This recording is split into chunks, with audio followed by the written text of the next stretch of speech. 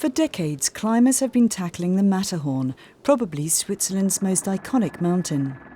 British adventurer Edward Whymper was the first to climb it in 1865, but on the descent, 4 members of his party were killed. The rope between them and the 3 surviving members of the party snapped as they slid. For decades, equipment was pretty basic. But these days, climbers tackling the Matterhorn use high-tech gear. The rescue teams say there's even a tendency to rely too much on this.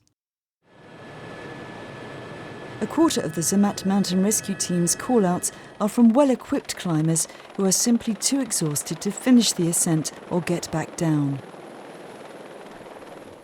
Some people seem to take everything but the kitchen sink with them. This slows them down because they have to carry the stuff throughout the whole expedition up the Matterhorn. The team is flying to the Hörnli hut, the starting point for all Matterhorn ascents. These people with bulging rucksacks are climbing the Matterhorn for the first time. Most of them have no idea how long it will take, so they pack as much as they can. Kurt Lauber, the hut warden and vice director of the Zermatt Rescue Service, says this is a big mistake. It doesn't help having high-tech equipment if you don't know how to use it. It doesn't make you safer. What you need is experience in climbing high mountains like the Hörnli Ridge or the Matterhorn, which is one of the most difficult 4,000-meter peaks. These climbers are from Ukraine. They've come here just to climb the Matterhorn. They have no experience. Even so, they have visions of becoming mountain guides. Maybe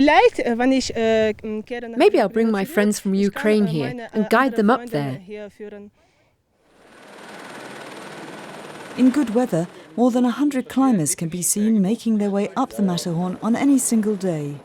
Thanks to mobile technology, they can easily call for help if they get into trouble. For the rescuers, it's a worrying trend.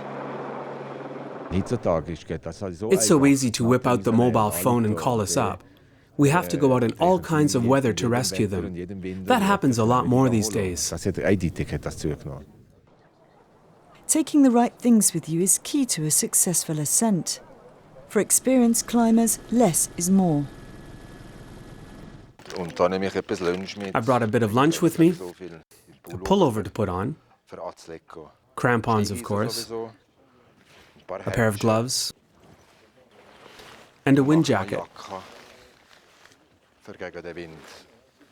That's about it. Evacuating exhausted climbers from the Matterhorn isn't the core business of the rescue service.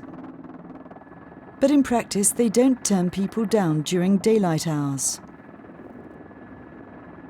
It's a different matter when darkness falls. Rescue missions are much riskier for the crews. If the pilot says it's too dangerous for us, we advise the climbers to take shelter until we can pick them up the next morning. These climbers from Korea are also carrying a lot of weight. The Zermatt rescue director fears that they're over-ambitious. They don't look like experienced climbers. Let's see what happens. Sure enough, one of the Koreans has to be airlifted to safety from the rock face.